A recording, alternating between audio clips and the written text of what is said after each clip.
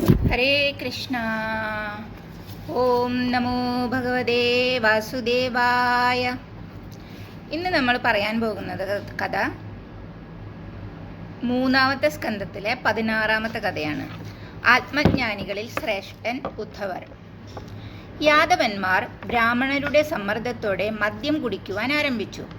ധാരാളം പേർക്ക് സുബോധം നഷ്ടപ്പെട്ടു. ചിലർ കുടിച്ച് നിയന്ത്രണം വിട്ട് കൂത്താടി. മറ്റു ചിലർ മർമ്മങ്ങൾ പിളർക്കും വിധം ആഭാസവാസുകൾ ചൊരിഞ്ഞു. കടുത്ത വാക്കുകളുടെ പ്രയോഗം പലപ്പോഴും വഴക്കുകൾക്ക് വഴിതെളിയിച്ചു. അടിയും പരസ്പരമുള്ള മൽപ്പിടുത്തവും സ്വൈരജീവിതവും നഷ്ടപ്പെടുത്തി. സന്ധ്യ കഴിയുമ്പോൾ മദ്യലഹരി തലയ്ക്ക് പിടിക്കും. പിന്നെ ആർക്കും ഒന്നിനും നിയന്ത്രണമില്ലാത്ത അവസ്ഥ. ഭഗവാൻ എല്ലാം മനസ്സിലാക്കി. യോഗമായയുടെ പ്രഭാവാതിശയം അത്ഭുതം തന്നെ. ഭൂമിയുടെ ഭാരം എങ്ങനെ കുറയ്ക്കണം? ഭഗവാൻ ചിന്തയിലാണ്ടു. മാധവൻ പതുക്കെ സരസ്വതി നദിയിലേക്കിറങ്ങി ആചമിച്ച് സന്ധ്യയെ വന്ദിച്ചു. അടുത്തുള്ള വൃക്ഷച്ചുവട്ടിൽ വിശ്രമിച്ചു. നീ എന്താ ഇവിടെ? വേഗം ബദരിയിലേക്ക് പോകൂ, ഭഗവാൻ ഉദ്ധവരോട് ആജ്ഞാപിച്ചു. വിയോഗദുഃഖം സഹിക്കാൻ കഴിയുന്നില്ല. ഉദ്ധവർ അടുത്തു ചെന്നു. സുഹൃത്തിനെ എങ്ങനെ പിരിയും? അനുസരിക്കാതിരിക്കാനൊക്കുമോ? ഭഗവാനെ ഒരിക്കൽ കൂടി കൊതിമാറുവോളം കണ്ടു.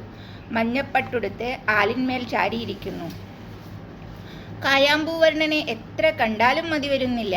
ചതുർബാഹുവാണ്, ചെന്താമരക്കണ്ണനും. നിർമ്മലനായ പ്രിയപ്പെട്ട നാഥന്റെ മുമ്പിൽ കൈകൂപ്പി നിന്നു.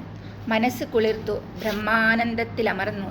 ആരോ കടന്നു വരുന്നു. മൈത്രേയ മഹർഷിയാണ്. കൂടെ വേദവ്യാസനും സുഹൃത്തുക്കളുമുണ്ട്. ലോകം ചുറ്റി സഞ്ചരിക്കുന്നതിനിടയിൽ യാദൃശ്ചികമായി ഭഗവാനെ കാണാനെത്തിയതാണ്. ദേവദർശനം ഏവരെയും ആനന്ദിപ്പിച്ചു. തല താഴ്ത്തി നിൽക്കുന്ന മൈത്രേയമുനി കേൾക്കത്തക്കവണ്ണം ഭഗവാൻ മന്ദഹാസം ചൊരിഞ്ഞുകൊണ്ട് മൊഴിഞ്ഞു. ഉദ്ധവരെ, ഞാൻ സദാ അങ്ങയുടെ ഹൃദയത്തിൽ വർത്തിക്കുന്നു.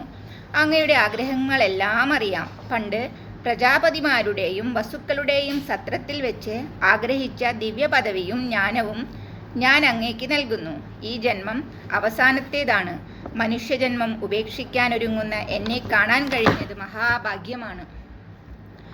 ആദിയിൽ സൃഷ്ടിയുടെ ആരംഭത്തിൽ ഞാൻ ബ്രഹ്മാവിന് ഉപദേശിച്ച പരമജ്ഞാനം ഭാഗവതജ്ഞാനം വീണ്ടും ഉപദേശിക്കാം. ഭഗവാന്റെ കരുണാകടാക്ഷം പുരണ്ട വാക്കുകൾ കേട്ടപ്പോൾ ഉദ്ധവരുടെ കണ്ണുകളിൽ നിന്നും ആനന്ദാശ്രുക്കൾ അടർന്നു വീണു. ശബ്ദത്തിൽ ഗദ്ഗദം കലർന്നു. കണ്ണുനീർ തുടച്ചുകൊണ്ട് സ്വയം ആശ്വാസം കൊണ്ട് മൊഴിഞ്ഞു. മാധവ, കരുണാവാരിതേ, ഭഗവാന്റെ പാദപത്മങ്ങളെ സേവിക്കുന്ന ഭക്തന്മാർക്ക് ധർമ്മം, അർത്ഥം, കാമം, മോക്ഷം എന്നീ പുരുഷാർത്ഥങ്ങൾ ഒന്നും കിട്ടാതിരുന്നിട്ടില്ല. പക്ഷേ അതൊന്നും എനിക്ക് ആവശ്യമില്ല. പാദശുശ്രൂഷ ചെയ്യുവാൻ മാത്രം അനുവദിച്ചാൽ ഞാൻ കൃതാർത്ഥനായി, അനുഗ്രഹീതനായി. ഉദ്ധവർക്ക് പരിമിതങ്ങളായ ആഗ്രഹങ്ങളേയുള്ളൂ. അത് അദ്ദേഹത്തിൻ്റെ വാക്കുകളിൽ നിന്നു തന്നെ വ്യക്തമായപ്പോൾ ഭഗവാന് സന്തോഷമായി. ഭഗവാൻ ഉപദേശിച്ച ആത്മതത്വജ്ഞാനം ഉദ്ധവർ ഭക്തിപൂർവം സ്വീകരിച്ചു. സംസാരസാഗരം തരണം ചെയ്യാൻ അത് സഹായകരമാകുമെന്ന് ഉദ്ധവർ തിരിച്ചറിഞ്ഞു.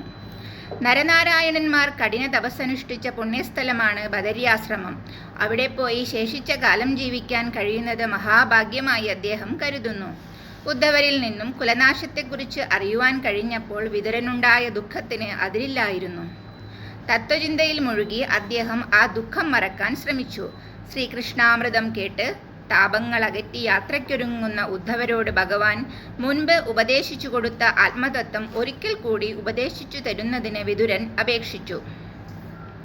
എന്നാൽ അതിന് തന്നെക്കാൾ യോഗ്യൻ മൈത്രേയ മഹർഷിയാണെന്നും, കാരണം മനുഷ്യജന്മം വെടിയുന്നതിന് മുൻപ് തൻ്റെ മുൻപിൽ വെച്ച് ഭഗവാൻ തന്നെ മൈത്രേയ മുനിയോട് അങ്ങേക്ക് ആത്മതത്വം ഉപദേശിക്കണമെന്ന് ആജ്ഞാപിച്ചിട്ടുണ്ടെന്നും ഉദ്ധവർ പറഞ്ഞു. ഉദ്ധവരും വിതുരരും ശ്രീകൃഷ്ണന്റെ അനന്ത ഗുണങ്ങൾ വർണ്ണിച്ചുകൊണ്ട് യമുനാതടത്തിൽ ആ രാത്രി കഴിച്ചുകൂട്ടി. പിറ്റേന്ന് രാവിലെ ഉദ്ധവർ ബദരിയിലേക്ക് പോയി. സൈന്യാധിപന്മാരിൽ വെച്ച യോഗ്യരായ വൃഷ്ണികളും ഭോജന്മാരും നശിച്ചിട്ടും ഉദ്ധവർ മാത്രം അവശേഷിച്ചു. താൻ കുറ്റക്കാരനല്ലെന്ന് വരുത്തി തീർക്കാൻ ബ്രാഹ്മണശാപമെന്ന വ്യാജേന ഭഗവാൻ വംശം മുടിച്ചു. ഭഗവാനു ശേഷം ആത്മജ്ഞാനികളിൽ ഏറ്റവും ശ്രേഷ്ഠൻ ഉദ്ധവരാകുന്നു. അദ്ദേഹത്തിന് ഭഗവാനേക്കാളും യോഗ്യത കുറവല്ല. യഥാർത്ഥ തത്വം ലോകത്തെ ധരിപ്പിക്കുന്നതിന് കുറച്ചു കാലം കൂടി ഉദ്ധവർ ജീവിച്ചിരിക്കേണ്ടത് ആവശ്യമാണെന്ന് ഭഗവാന് അറിയാമായിരുന്നു. ഉദ്ധവർ ബദരിയാശ്രമത്തിലെത്തി. നിരന്തര ധ്യാനത്താൽ ഭഗവാനെ ആരാധിക്കാൻ ആരംഭിച്ചു. ഭഗവാന്റെ ദേഹത്യാഗവും അനുഗ്രഹവും വിതുരരെ തളർത്തി. അദ്ദേഹം മൈത്രേയ മുനി വസിക്കുന്ന ഗംഗാതീരം പ്രാപിച്ചു. ഹരേ കൃഷ്ണ. എല്ലാവരും ഈ കഥകൾ കേൾക്കുകയും വേണം, മറ്റുള്ളവരിലേക്ക് എത്തിക്കുകയും വേണം. ഹരേ കൃഷ്ണ. ഓം നമോ ഭഗവതേ വാസുദേവായ. ഇനി നാളെ നമുക്ക് അടുത്തൊരു കഥയുമായിട്ട് കണ്ടുമുട്ടാം.